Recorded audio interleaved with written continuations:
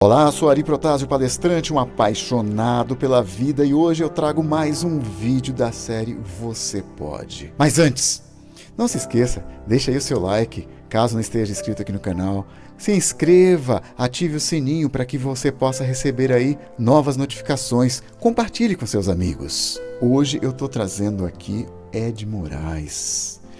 Ed, muito obrigado pela sua generosidade de estar aqui comigo. O prazer é todo meu e será ótimo estarmos aqui nesse bate-papo. A história do Ed é uma história de pura superação, pura persistência. Esse cara tem uma história que é como o nome dessa série já diz. Você pode. E você vai entender por que eu estou frisando isso. Ed hoje tem 41 anos. Você trabalha hoje com o que, Ed?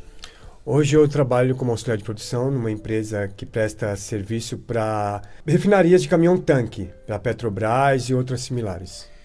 E o Ed acabou de ser vovô, olha só, aos 41 anos, Ed é vovô, parabéns, né? Timão, parabéns que é o vovô fresco, não é isso? Um vovô novinho, né? Um vovô de 41 anos, o vovô do Arthur, que é o filhinho da Rayane, da minha filha mais velha. O Ed, ele passou por uma turbulência muito grande na vida dele. Ele teve no fundo do poço e conseguiu, de uma forma grandiosa, sair disso.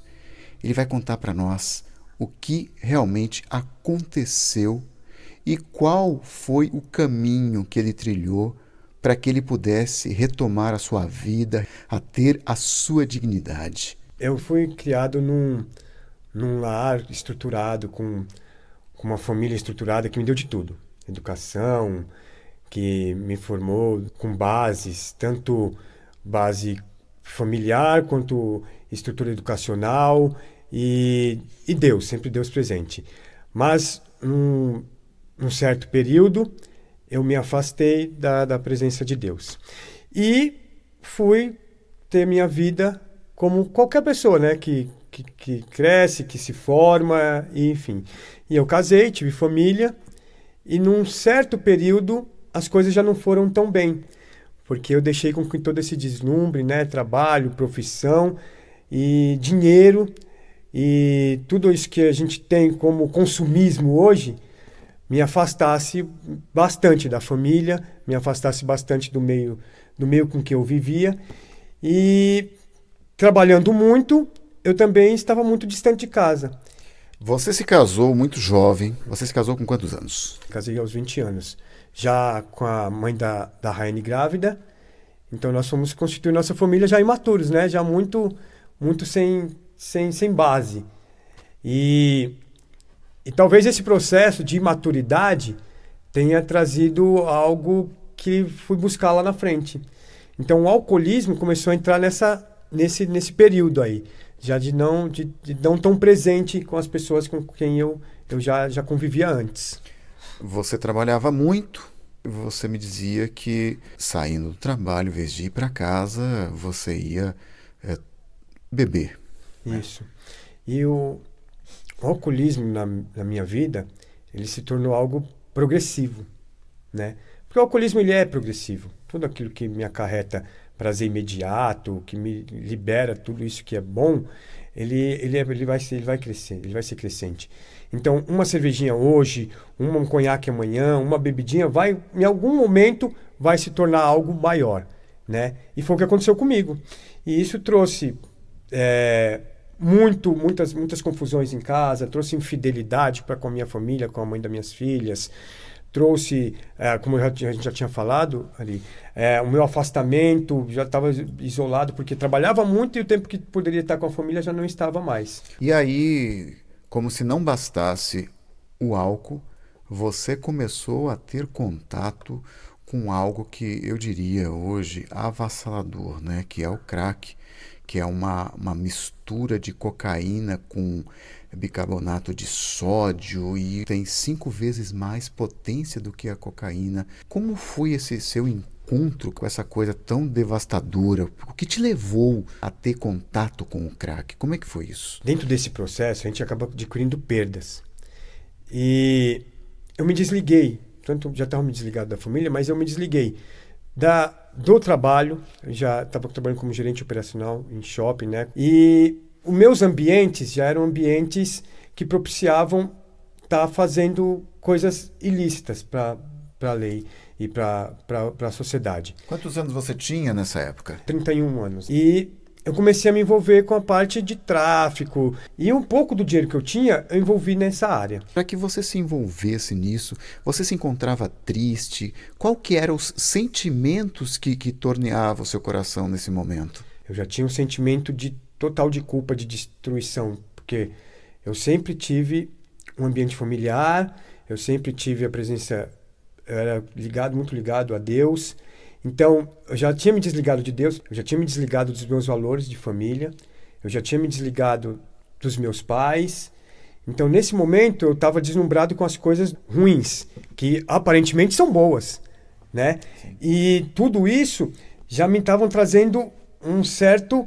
eu posso. Eu estava me sentindo o cara. E você entrou nisso sendo um traficante, é isso? Na verdade, nós não somos traficantes, né? Nós achamos que somos, porque nós estamos ali no meio, simplesmente passando droga e recebendo dinheiro. Porque o maior está por trás de tudo isso, né? Você prestava ali um serviço para um outro acima de você, é isso? Isso, normalmente começa assim. Tudo isso, eu com aquele sentimento interior de culpa, de ter destruído família. Então essa foi uma válvula de escape, vamos dizer. Você deposita hoje que você deu a volta por cima, você acha que a culpa te levou ao mundo das drogas? Gente, tudo aquilo que eu for procurar como algo que queira alimentar um vazio é por questão emocional. Sempre que você vê alguém na rua em situação de vício ou qualquer coisa, tenha certeza que por trás dele tem um ser humano, por trás dele tem um estado emocional abalado, tem uma condição emocional que faltou ser trabalhada ou alguma perda muito grande. Ninguém vai estar ali naquela situação porque quer, porque gosta ou porque é prazeroso. Sempre teve alguma perda ou alguma disfunção emocional. E qual foi o momento que você percebeu que você estava realmente no fundo do poço, que você falou, meu Deus, agora eu vou ter que mudar? A maneira com que eu conheci o crack foi muito curiosa, porque eu já não era mais eu já não era essa pessoa que vocês estão conversando agora, que vocês estão me vendo agora, né? Sensível e sociável e tudo. E um belo dia, um rapaz, que deve até frequentar as ruas hoje, ele não tem as duas pernas, e ele chegou em cima do skate dele, que é onde meio como que ele se locomove. E ele pediu ali uma pedra de crack, só que ele não tinha dinheiro suficiente. E eu coloquei o pé no peito dele, empurrei ele, tratei ele mal, chamei de nóia. E depois ele voltou, sem aquele skate.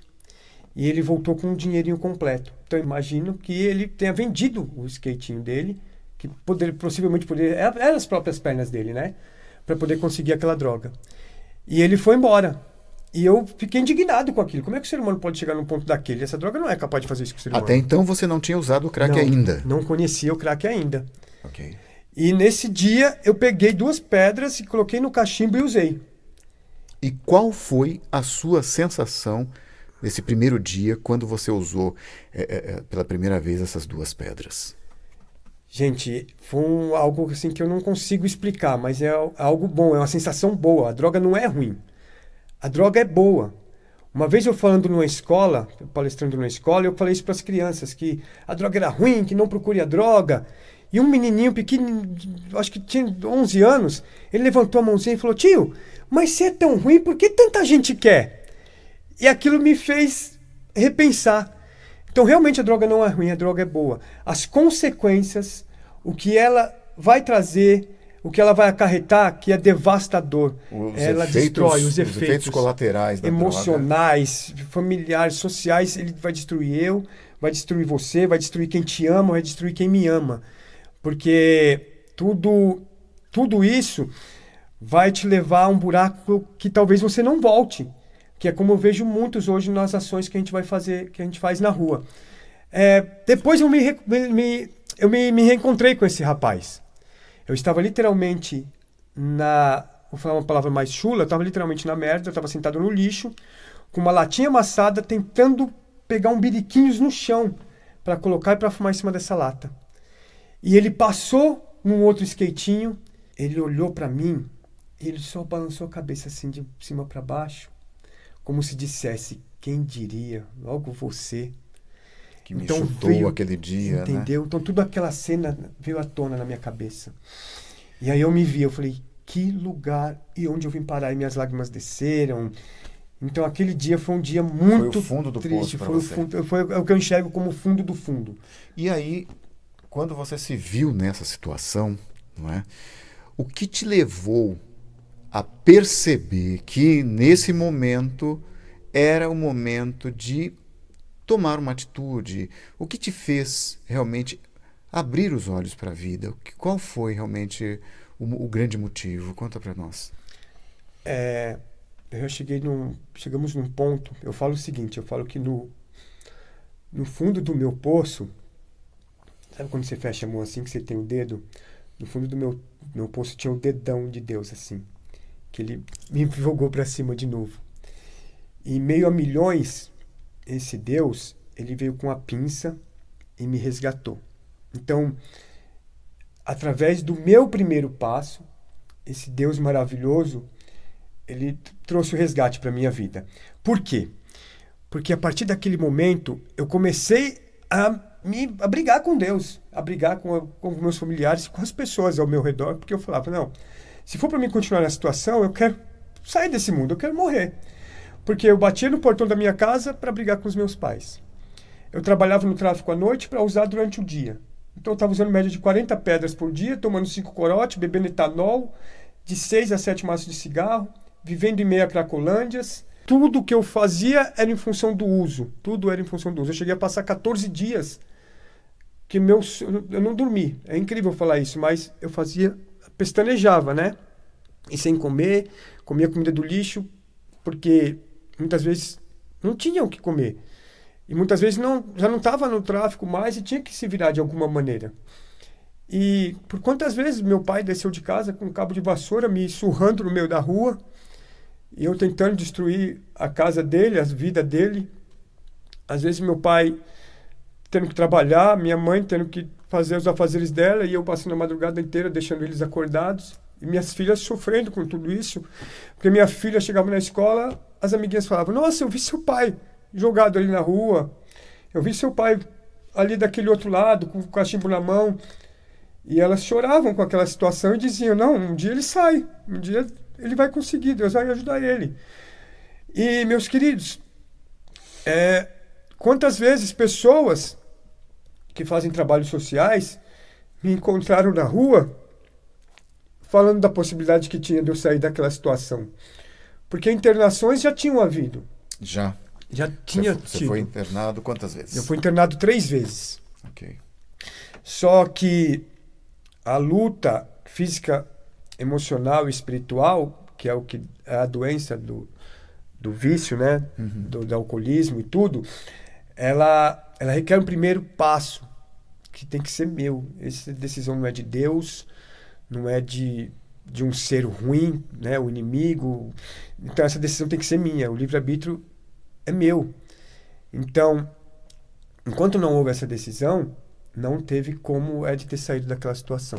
O que realmente te fez falar, não, essa vida não me serve? Depois de ter passado por muitas situações, de quase ser baleado, de ter brigado muito na rua, de ter tomado garrafada, esfaqueado, que a rua tem muita coisa ruim, sim, né? Sim. Então passei por muitas situações de livramento. E um belo dia,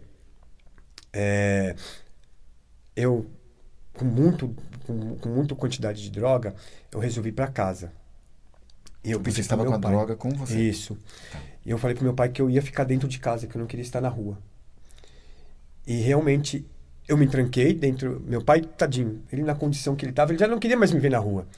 Então ele teve a capacidade de abrir as portas de casa, e eu tenho certeza que isso foi o agir de Deus, para mim ficar dentro de casa ali.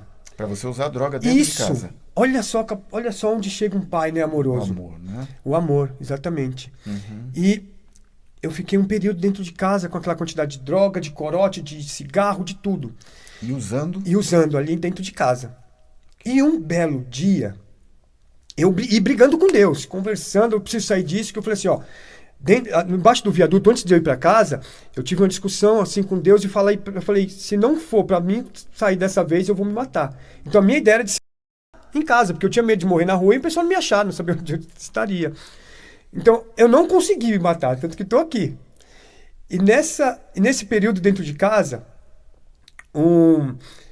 teve uma pessoa, que é o pastor Gabriel, maravilhoso, sensacional, independente da função dele de pastor, ele é uma pessoa espetacular.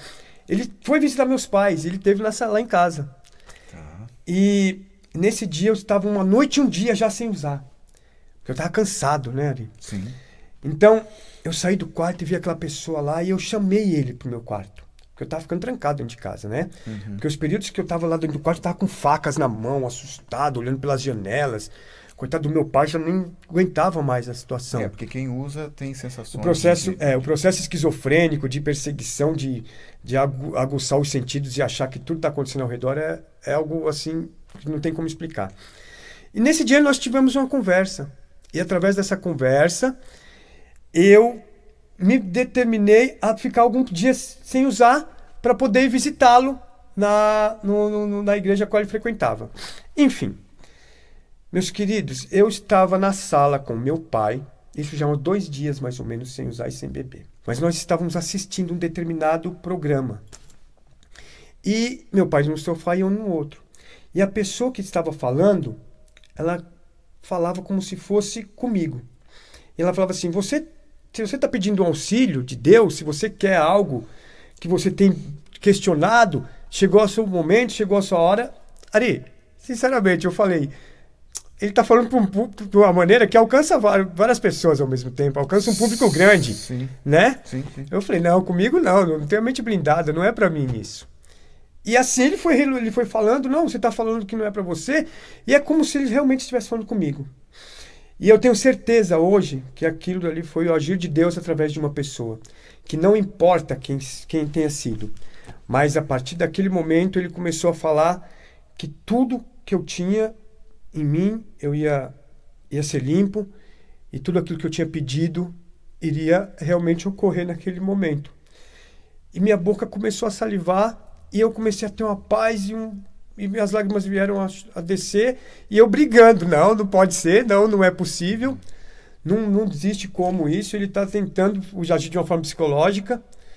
Mas ali eu saí para o banheiro, coloquei muita coisa ruim para fora, muita coisa suja, líquido preto. Sim. E as lágrimas, eu não conseguia parar de chorar. E eu fui entendendo o que estava realmente acontecendo. Meu pai já estava no outro sofá chorando muito. E nós, como pessoas de Deus que somos, entendemos que ali foi um agir de Deus. E desde aquele dia, gente, eu fiquei uma semana sem entrar no meu quarto, porque eu ainda tinha medo. Porque o meu quarto tinha muita droga, muito álcool. Tinha muita coisa que tinha vindo da rua. Depois de uma semana eu entrei nesse quarto e consegui limpar esse quarto. Então, quando eu me libertei, exatamente, no momento que eu me vi liberto do sentimento de culpa que eu tinha em ter destruído um lar, em ter me afastado da minha família, em estar destruindo um outro lar era dos meus pais, naquele momento que eu me desvencilhei desse momento de culpa, que eu rasguei a culpa dentro de mim e que essa ligação foi inteiramente com Deus, a partir dali foi a hora que eu consegui dar o primeiro passo. E hoje você também virou esportista. Fala para mim, o que você tem feito? Deus foi tão grande nas ações dele que a igreja que eu frequento tem um casal que eles têm uma assessoria no Museu do Ipiranga. E todos os dias eu treino, todos os dias nós estamos lá treinando para a corrida de rua. E os meus últimos check-ups geral, os médicos se assustam um pouco, né? Eles falam que é como se eu nunca tivesse tido uso, nem nada disso. O meu pulmão é limpo, o meu organismo é totalmente limpo, como se nada tivesse ocorrido antes. E eu dou graças a Deus pela corrida, porque a importância que tem o esporte dentro de tudo isso, de eu estar correndo, de eu estar nessa assessoria, fazendo parte de um grupo que corre junto, que são pessoas que se ajudam, é muito gratificante e é muito grande. Hoje, só para vocês terem uma ideia, assim, um corredor profissional, ele faz um percurso de 5 quilômetros na média de 15 minutos a 16. Hoje eu corro esse mesmo percurso num período, numa média de 18 minutos, 18 minutos e pouco. Então, o fato de eu correr já é um milagre, porque não era nem para mim ter pulmão, né, Ari? Como você vê, a história dele é algo impactante. Hoje ele tem um trabalho de um valor tão grande para a nossa sociedade que eu gostaria que você falasse um pouquinho desse trabalho para poder mostrar para a pessoa que está em casa que realmente não vale a pena você entrar nesse mundo. E você que está aí passando por alguma dificuldade, é possível sim sair do mundo das drogas, porque ele conseguiu. E além de ter conseguido, olha o que ele hoje faz. Conta um pouquinho do seu trabalho pra gente, por gentileza. Eu falava para Deus que em algum momento que eu saísse dali, eu precisava fazer algo como forma de agradecimento. Esse trabalho se chama Caleb na Rua, é a Missão Caleb. E hoje nós temos um trabalho espetacular junto à igreja a qual eu pertenço. E Deus tem movido um trabalho através da minha experiência, do meu testemunho com outras pessoas. Aquele mesmo pai, o meu pai, que surrava, que batia, que brigava com nóia, hoje ele está comigo na rua todos os sábados, de 15 em 15 dias. Nós preparamos, através de doações, alimento, nós separamos roupas, água, gelatina, literatura e o principal de tudo, a atenção e o abraço. E nós vamos para esses mesmos lugares onde eu ficava. As mesmas cracolândias, as mesmas ruas, os mesmos locais onde eu frequentei, onde eu estive, nós vamos lá. Porque eu vou lá hoje para abraçar as pessoas com que eu convivi, para levar alguma esperança para as pessoas com que eu convivi e mostrar para elas que há possibilidade. E que há um Deus maior, né, que pode mudar a mim e a você e aquele que tem qualquer disfunção emocional, seja alcoólica, seja de drogadição, seja dentro do seu lar, seja de violência. Então, a possibilidade de Deus trabalhar na sua vida, de você conseguir dar o primeiro passo e conseguir se libertar de qualquer situação que te prende hoje, ela é possível através de um Deus grande. Quem ama nunca desiste, porém suporta tudo com fé, esperança e paciência.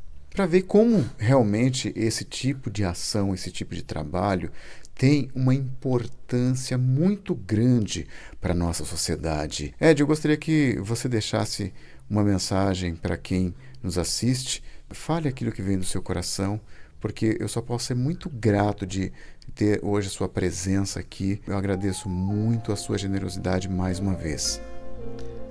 Eu que agradeço o fato de estar aqui com vocês. Para mim, todo tempo e toda oportunidade que eu tenho de falar do amor de Deus e da transformação que houve na minha vida, para que esse testemunho alcance outras pessoas, é muito prazeroso. E eu agradeço muito a oportunidade de estar aqui com o Ari e dentro desse trabalho dele, que Deus possa atribuí-lo e possa trabalhar muito mais na vida dele. E a mensagem que eu posso vir trazer a vocês é o seguinte: hoje eu vejo tudo de uma maneira diferente da que eu via antes.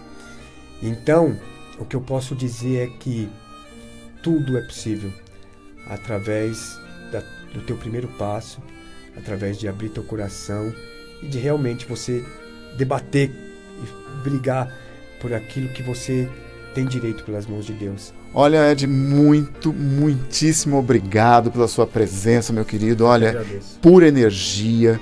Realmente são exemplos assim que o nosso mundo está precisando. Parabéns, viu? Obrigado. Acredite, você pode. Que tal ser feliz?